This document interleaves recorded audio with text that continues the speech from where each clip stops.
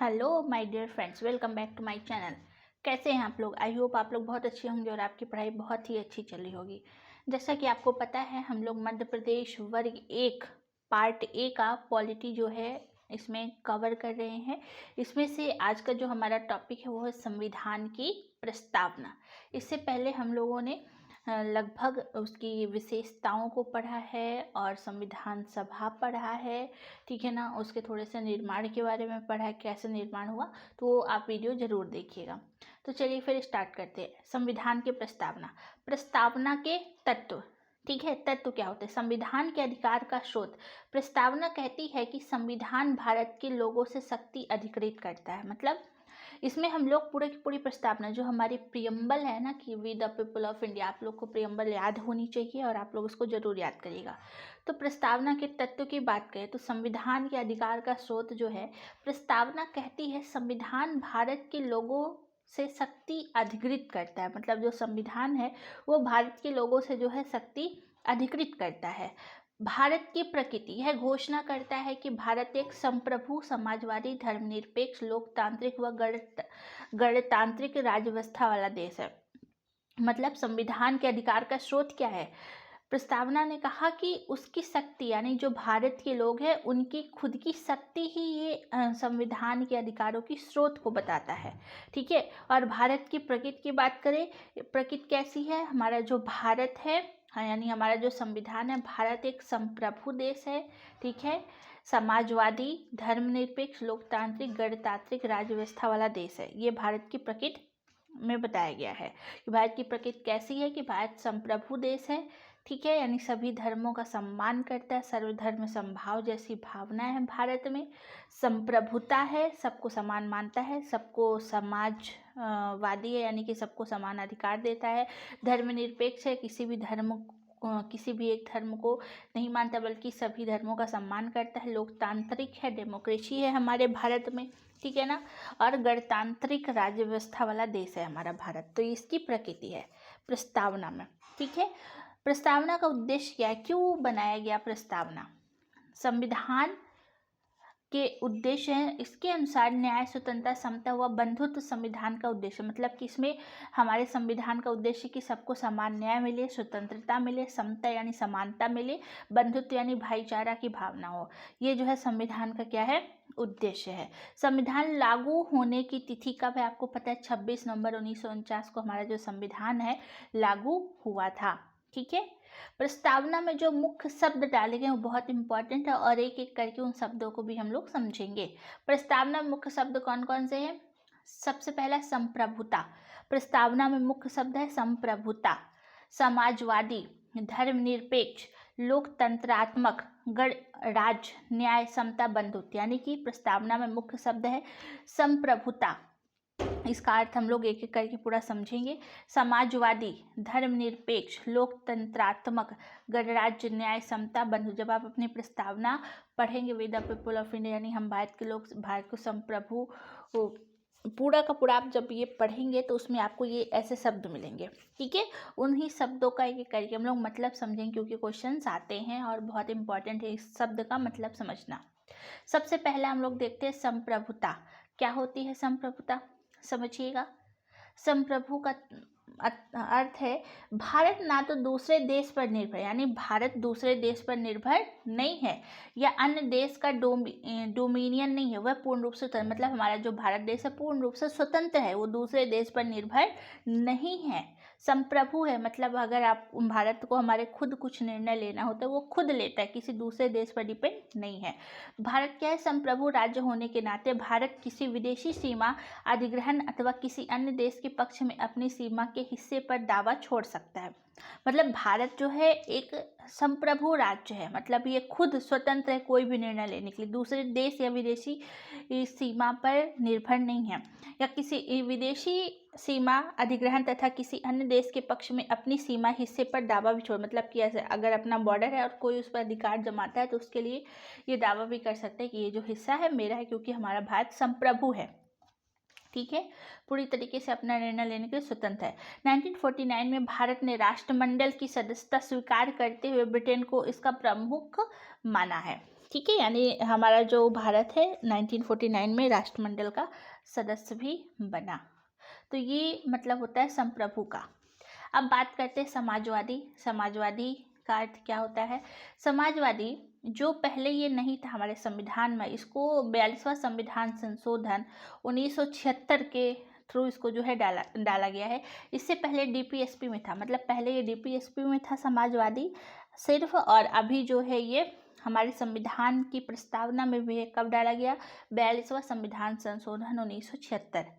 Congress party ने समाजवादी स्वरूप को स्थापित करने के लिए 1955 में आबादी सत्र में प्रस्ताव पारित किया। ठीक है, मतलब कि कांग्रेस पार्टी ने समाजवादी स्वरूप को स्थापित करने के लिए 1955 में एक सत्र में अपना स्वरूप समाजवादी मतलब लाया कि हमारे संविधान में हमारे प्रस्तावना होनी चाहिए, प्रस्तावना में भी समाजवादी होना चाहिए, इसके लिए प्रस्ताव लाया गया था। भारतीय समाजवाद लोकतांत्रिक समाजवाद है जो मिश्रित अर्थव्यवस्था में आस्था रखता है और इसका उद्देश्य है गरीबी, उपेक्षा, बीमारी, अवसर की असमानता को समाप्त कर। समाजवादी का मतलब कि ये जो हमारा जो भारत है उसमें समाजवादी होना चाहिए, मतलब कोई भी देश है, मिश्रित अर्थव्यवस्था है यहाँ पे, यानी कि इसका उद्देश्य कोई भी गरीब है या किसी प्रकार से बीमारी, सबको समान अवसर, असमानता को दूर करके सबको समान मानना चाहिए। समाज में अगर रह रहा है तो उसको समान माने, असमानता को दूर करे। ठीक है, अब बात करें धर्मनिरपेक्ष। धर्मनिरपेक्ष का मतलब होता है कि हमारा जो भारत है, हमारा देश किसी एक धर्म को नहीं मानता है बल्कि सभी धर्मों का सम्मान करता है। हमारे देश में सभी धर्म समान है और सरकार का समान समर्थन भी प्राप्त होता है, यानी हमारा जो भारत है सर्वधर्म समभाव जैसी भावना है इसके अंदर, मतलब किसी एक धर्म को नहीं मानता बल्कि सभी धर्मों का सम्मान करता है। ठीक है, तो 42वां संविधान संशोधन 1976 में प्रस्तावना में क्या जोड़ा गया है कि सुप्रीम कोर्ट ने 1974 में कहा धर्मनिरपेक्ष राज्य संविधान में उल्लेख नहीं, पहले ये नहीं था धर्मनिरपेक्ष, इसको कब जोड़ा गया था? 42वां संविधान संशोधन 1976 में जोड़ा गया। ठीक है, धार्मिक स्वतंत्रता का अधिकार यह आपको मिलेगा आर्टिकल 25, जब हम फंडामेंटल राइट्स पढ़ेंगे ना उसमें आपको आर्टिकल 25, 28 में दिया गया है धार्मिक स्वतंत्रता का अधिकार। उसके बाद बात करें लोकतांत्रिक व्यवस्था। अब्राहम लिंकन का कथन है जनता के द्वारा जनता के लिए शासन। लोकतंत्र यानी डेमोक्रेसी।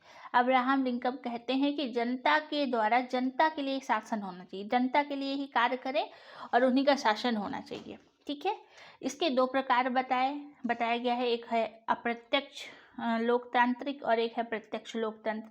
ठीक है, और हमारे भारत में कैसा है? अप्रत्यक्ष है, यानी इनडायरेक्ट। प्रत्यक्ष लोकतंत्र में लोग अपनी शक्ति का उपयोग प्रत्यक्ष रूप से करते हैं, जैसे स्विट्जरलैंड वगैरह जो कंट्री है, मतलब डायरेक्ट अपने नेता को या अपने मंत्री को चुन करके डायरेक्ट बैठा देते हैं, उसको बोलते हैं प्रत्यक्ष, यानी डायरेक्ट किसी भी चीज़ को चुनना, किसी भी व्यक्ति को चुनना। अप्रत्यक्ष जो डायरेक्ट नहीं चुना जाता बल्कि इलेक्शन के थ्रू चुना जाता है इनडायरेक्ट रूप से, तो उसको बोलते हैं इनडायरेक्ट या फिर अप्रत्यक्ष लोकतंत्र, जैसे हमारे भारत में है। ठीक है, तो प्रत्यक्ष का मतलब क्या होता है? पहले प्रत्यक्ष का मतलब समझिए। प्रत्यक्ष लोकतंत्र में लोग अपनी शक्ति का उपयोग प्रत्यक्ष रूप यानी डायरेक्ट रूप से करते हैं, जैसे स्विट्जरलैंड जैसे कंट्रीज में प्रत्यक्ष लोकतंत्र के 4 प्रकार बताए गए: परिप्रेक्षा, पहल, पर्यावर्तन या प्रत्याशी को वापस बुलाना या जनमत संग्रह। मतलब अपने इच्छा अनुसार किसी को भी कोई भी नेता बना सकते हैं, ये एक पहल के रूप में अपनाया गया है, और या फिर अगर वो अच्छा कार्य नहीं करे तो उसको वापस भी बुलाया जा सकता है। ठीक है ना, लेकिन अप्रत्यक्ष में ऐसा नहीं है, 5 साल के लिए फिक्स है तो फिक्स, 5 साल के पहले आप वापस बुला भी नहीं सकते हैं। जनमत संग्रह किया जा सकता है कि लोगों को जोड़ करके जो है इनको वापस बुला लिया जाता है, फिर नया नेता को खड़ा कर दिया जाता है, इसको बोलते हैं डायरेक्ट लोकतंत्र, जो कि स्विट्जरलैंड में है। ठीक है, अब बात करते हैं अप्रत्यक्ष। इसमें लोगों द्वारा चुने गए प्रतिनिधि सर्वोच्च शक्ति का इस्तेमाल करते हैं और सरकार चलाते हुए कानूनों का निर्माण करते हैं, इसे प्रतिनिधि लोकतंत्र कहते हैं। यह 2 प्रकार का होता है, संसदीय और राष्ट्रपति के अधीन। जैसे हमारे भारत में है कि यहाँ पे इलेक्शन के थ्रू जो है नेता को चुना जाता है, या तो आप संसद का इलेक्शन ले लीजिए या तो विधानसभा के इलेक्शन ले लीजिए। ठीक है, और ये राष्ट्रपति के अधीन के तहत ये अपना कार्य करते हैं। तो ये इनडायरेक्ट होता है और इसमें 5 साल के लिए फिक्स हो गया तो हो गया। इस तरीके से उसको बोलते हैं अप्रत्यक्ष। अब बात करते हैं गणतंत्र। गणतंत्र क्या होता है? गणतंत्र यानी रिपब्लिक। राजनीतिक संप्रभुता राजा के हाथों में होने के बजाय लोगों के हाथ में होती है। यानी हमारा जो भारत मतलब कि यहाँ पर गणतंत्र का मतलब क्या होता है? हमारा जो भारत है गणतंत्र है, ठीक है। राजनीतिक संप्रभुता है हमारे भारत में, यानी कि अपना निर्णय वो स्वयं ले सकते हैं, दूसरे देश पर डिपेंड नहीं है। राजनीतिक संप्रभुता राजा के हाथों में होने के बजाय लोगों के हाथ में होती है। यहाँ पे राजा के हाथ में नहीं बल्कि लोगों के हाथ में होती है हमारे देश की संप्रभुता, तो उसको गणतंत्र देश कहेंगे, जैसे हमारा भारत, ठीक है। लेकिन जैसे जो जिस देश में राजनीतिक या गणतंत्र राजा के हाथ में होती है उसको राजशाही गणतंत्र कहा जाता है, या राजशाही कहते हैं, जैसे ब्रिटेन में होता है कि राजा या महारानी ही बनते हैं, ठीक है। उसी प्रकार से संविधान की प्रस्तावना में गणतंत्र का अर्थ यह है कि भारत का प्रमुख अर्थात राष्ट्रपति चुनाव के जरिए सत्ता में आता है और 5 वर्ष के लिए अप्रत्यक्ष रूप से चुना जाएगा। यानी कि यहाँ पास हम लोग जो डायरेक्ट चुनाव के थ्रू इनको लाया जाता है, गणतंत्र है ना, इसलिए चुनाव के थ्रू लाया जाता है और 5 साल के लिए अप्रत्यक्ष रूप से चुने जाते हैं, हमारे भारत में है। मतलब ये ऐसा नहीं कि राष्ट्रपति का जो बेटा है अगला राष्ट्रपति बनेगा, ऐसा नहीं होता है। आप भले ही आपका बेटा हो या आप स्वयं भी अगर दोबारा राष्ट्रपति बनना चाहते हैं तो आपको फिर से इलेक्शन में खड़ा होना पड़ेगा और फिर से आपको जीतना पड़ेगा, ठीक है ना। इसको बोलते हैं गणतंत्र। और जो स्वयं उसका बेटा बन जाए, जैसे पहले हुआ करता था, उसको बोलते हैं क्या? उसको बोला जाता है राजशाही, जैसे ब्रिटेन में है। अब न्याय की बात करते हैं, जो हमारे प्रस्तावना में डाला गया है न्याय। प्रस्तावना में जो है 3 न्याय शामिल है। वेरी इंपॉर्टेंट क्वेश्चन आता है। क्वेश्चन ऐसे आ जाता है कि हमारे प्रस्तावना में कौन सा न्याय शामिल नहीं है? सामाजिक, आर्थिक, राजनीतिक या फिर सांस्कृतिक? तो ऑप्शन आता है सांस्कृतिक। प्रस्तावना में 3 न्याय जो है शामिल है, सामाजिक, आर्थिक और राजनीतिक। समाज का मतलब किसी भी प्रकार से किसी के साथ भेदभाव नहीं होना चाहिए। आर्थिक का मतलब होता है आर्थिक कारण के आधार पर किसी के साथ भेदभाव ना हो। राजनीतिक, हर व्यक्ति को समान राजनीतिक अधिकार मिलना चाहिए, ठीक है। तो 3 न्याय शामिल है। कौन कौन से? सामाजिक, आर्थिक और राजनीतिक, ठीक है। इनकी सुरक्षा डीपीएसपी फंडामेंटल राइट्स के उपबंधों से की गई है। मतलब कि यह जो है इनकी सुरक्षा आपको न्याय से संबंधित कुछ आर्टिकल आपको फंडामेंटल राइट्स में और डीपीएसपी में मिलेंगे। सामाजिक, आर्थिक व राजनीतिक न्याय को 1917 में रूसी क्रांति से जो है लिया गया था, याद रखिएगा, ठीक है। तो ये न्याय भी हमारे उसमें शामिल किया गया प्रस्तावना में। अब बात करते हैं स्वतंत्रता, ठीक है। स्वतंत्रता की स्वतंत्रता हमारे प्रस्तावना में एक शब्द है स्वतंत्रता। प्रस्तावना में स्वतंत्रता, समता, बंधुत्व के आदर्श 1979 और 79 में, मतलब 89 और 1999 में फ्रांस की क्रांति से लिया गया, यानी फ्रांस से ये लिया गया है स्वतंत्रता शब्द। फंडामेंटल्स के जरिए अभिव्यक्ति, हाँ हमने इससे पहले स्रोत वाला चैप्टर करा है, उसको आप जरूर देखिएगा। फंडामेंटल के जरिए अभिव्यक्ति, विश्वास, धर्म, उपासना की स्वतंत्रता सुरक्षित करती है। यानी फंडामेंटल्स के जरिए अभिव्यक्ति, विश्वास, धर्म और उपासना की स्वतंत्रता सुरक्षित किया जाता है, ठीक है, याद रखिएगा। स्वतंत्रता मतलब फ्रीडम, जो आपको पूरी तरीके से फ्रीडम देता है। आपको अभिव्यक्ति का अधिकार, बोलने का अधिकार है, किसी के ऊपर विश्वास, अपने धर्म को मानने का अधिकार है, उपासना, अपने किसी भी धर्म को उसकी उपासना का अधिकार है। ये सारे चीज़ें जो है स्वतंत्रता आपको दी गई है। अब समता, समता का मतलब ये होता है समानता, ठीक है ना, समता। बिना भेदभाव समाज में हर व्यक्ति को समान अवसर देना ही समता कहलाता है। बिना किसी के भेदभाव को जो भी अवसर दिए जाए सबको समान दिए जाने चाहिए, ठीक है। जो कि आपको समता का अधिकार मिलेगा हमारे फंडामेंटल राइट्स के आर्टिकल 15, 16, 17, 18 यानी 15, 16, 17, 18। अनुच्छेद 15, 16, 17, 18 में दिया गया समता का अधिकार, और ये समता हमारे प्रस्तावना में भी डाला गया है। समता के 3 आयाम माने गए हैं, नागरिक, राजनीतिक और आर्थिक। क्या क्या? नागरिक, राजनीतिक और आर्थिक आयाम, ठीक है ना। समता आर्टिकल 3 to 5 के आधार पर आपको वोटिंग राइट्स प्राप्त हैं। वोटिंग राइट्स यानी आर्टिकल 3 to 5 के आधार पर आपको वोटिंग राइट्स प्राप्त हैं। धर्म जाति के आधार पर पर के लिए बाध्य नहीं किया। मतलब कि आर्टिकल 325 ये कहता है कि किसी भी धर्म का व्यक्ति हो उसको बाध्य नहीं किया जाएगा वोटिंग के लिए, ठीक है ना। वोट के लिए बिल्कुल बाध्य नहीं किया जाएगा। कोई भी धर्म हो, किसी भी वंश का हो, किसी भी जाति को, सबको वोटिंग राइट्स प्राप्त हैं। आर्टिकल 326 कहता है कि राज्यसभा, लोकसभा, विधानसभा, वयस्क मताधिकार। अगर आपकी उम्र 18+ हो गई है तो आप, चाहे वो राज्यसभा का इलेक्शन हो, विधानसभा का इलेक्शन हो या लोकसभा का इलेक्शन हो, आप वोट डाल सकते हैं। आपको किसी भी प्रकार से आपके अधिकारों को छीना नहीं जा सकता। ये दोनों आर्टिकल्स बहुत ही इंपॉर्टेंट है। कौन कौन से? आर्टिकल 325 धर्म जाति के आधार पर वोट के लिए बाध्य नहीं किया जाएगा। और आर्टिकल 326 आप वयस्क हो गए, 18+ है तो आप किसी भी इलेक्शन में वोटिंग कर सकते हैं, ठीक है। अब एक आता है आर्टिकल 39, बहुत ही इंपॉर्टेंट है आर्टिकल 39। महिला तथा पुरुषों को जीवन यापन के लिए पर्याप्त साधन और समानता कार्य के लिए समान वेतन। आर्टिकल 39 आप पढ़ेंगे डीपीएसपी में। डीपीएसपी जब आपको पढ़ाएंगे तो उसमें एक आर्टिकल मिलेगा जिसका नाम है आर्टिकल 39। महिला तथा पुरुषों की जीवन यापन के लिए पर्याप्त साधन और समान कार्य के लिए समान वेतन आर्टिकल 39 में बताया गया है, ठीक है। तो आई होप आपको यहाँ तक समझ में आ गया होगा। अब हम लोग चलते हैं बंधुत्व। बंधुत्व का मतलब होता है भाईचारा। इसमें दो बातें शामिल है। पहला, व्यक्ति का सम्मान, दूसरा देश की एकता और अखंडता। बंधुत्व यानी भाईचारा, इसका अर्थ ही होता है भाईचारा की भावना। यानी आर्टिकल 51 का एक कहता है कि हर नागरिक का कर्तव्य होगा धार्मिक, भाषाई क्षेत्र में विभिन्नता से ऊपर उठकर भाईचारे भावना के प्रोत्साहन करना। मतलब किसी भी धर्म का हो, किसी भी जाति का हो, किसी भी वंश का हो, आपको हर व्यक्ति को भाईचारे के रूप में अपनाना होगा।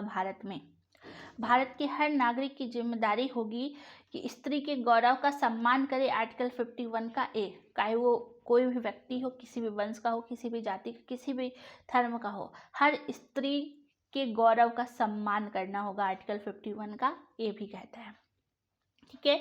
इनमें दो बातें शामिल है। पहला, व्यक्ति का सम्मान और दूसरा देश की एकता और अखंडता। यानी बंधुत्व के आधार पर आप पहले किसी भी व्यक्ति का सम्मान भाईचारे के रूप में जरूर करेंगे और साथ ही साथ देश की एकता और अखंडता को बनाए रखना।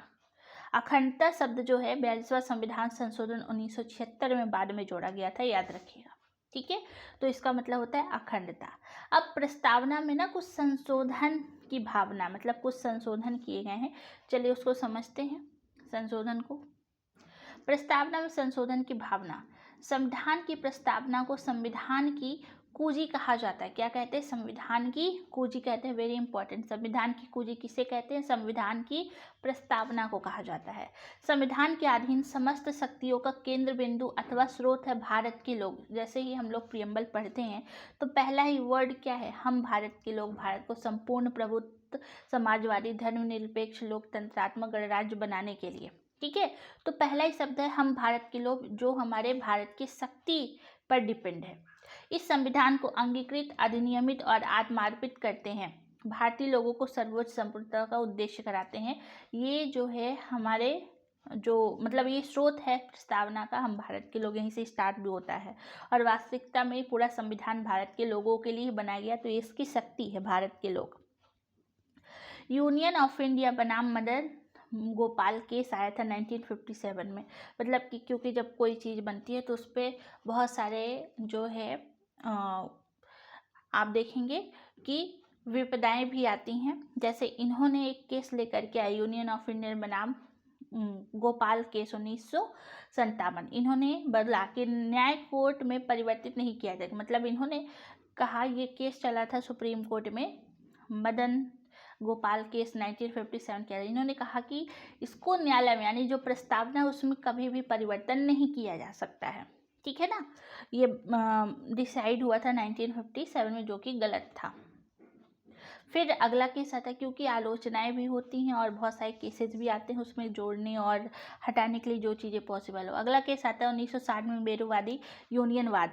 जहां संविधान की भाषा संदिग्ध हो वहां प्रस्तावना विधिक निर्वाचन में सहायक है। मतलब संविधान की भाषा प्रस्तावना में अगर निहित है, संविधान की भाषा अगर प्रस्तावना में निहित है तो वहाँ प्रस्तावना विधिक निर्वाचन में सहायक होगा, ये बताया था 1960 में, जो कि ये उतना ज़्यादा इम्पोर्टेंट नहीं है। फिर आता है वेरुवादी केस, संविधान का अंग। अब इन्होंने बोल दिया कि जो प्रस्तावना है वो संविधान का अंग ही नहीं है।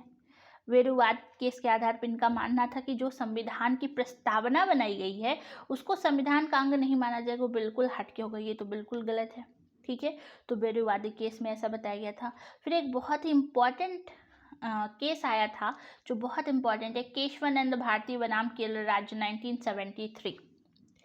ये केस था कि संविधान मतलब जो हमारी प्रस्तावना है उसको संविधान का अंग माना जाएगा और संशोधन उसमें हो सकता है। मतलब संशोधन का मतलब कोई भी चीज़ को जोड़ना या फिर घटाना, यानी संविधान का भी अंग है प्रस्तावना और संशोधन भी हो सकता है उसमें।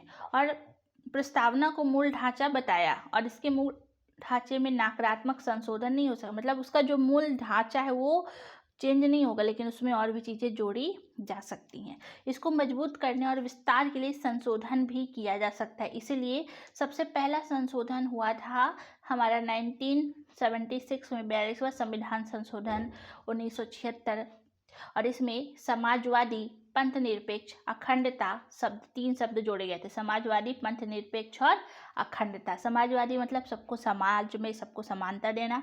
पंथ निरपेक्ष यानी धर्म निरपेक्ष जिसको कहते हैं, यानी सभी धर्मों का सम्मान करना। हमारा जो भारत है किसी एक धर्म को नहीं मानेगा बल्कि सभी धर्मों का क्या करेगा, सम्मान करेगा।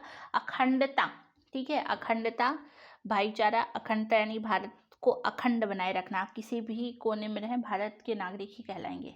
तो ये जो केस है बहुत इंपॉर्टेंट है, इसको आपको याद रखना है क्योंकि इसी के आधार पर जो है ये 3 शब्द जुड़े थे संविधान की प्रस्तावना में। तो आई होप आपको ये प्रस्तावना बहुत अच्छे तरीके से समझ में आया होगा। आपको इसका PDF टेलीग्राम चैनल पर मिल जाएगा, संविधान की प्रस्तावना। तो फिर मिलते हैं नेक्स्ट वीडियो में। कोई प्रॉब्लम हो नीचे कमेंट में ज़रूर बताइएगा। अगर आप नए हैं तो चैनल को सब्सक्राइब कर लीजिएगा क्योंकि हम लोग पॉलिटी के सारे चैप्टर्स को इसी तरीके से कवर करेंगे जो सभी एग्ज़ाम के लिए महत्वपूर्ण रहने वाला है। मिलते हैं फिर नेक्स्ट वीडियो में। Thank you so much. जय हिंद।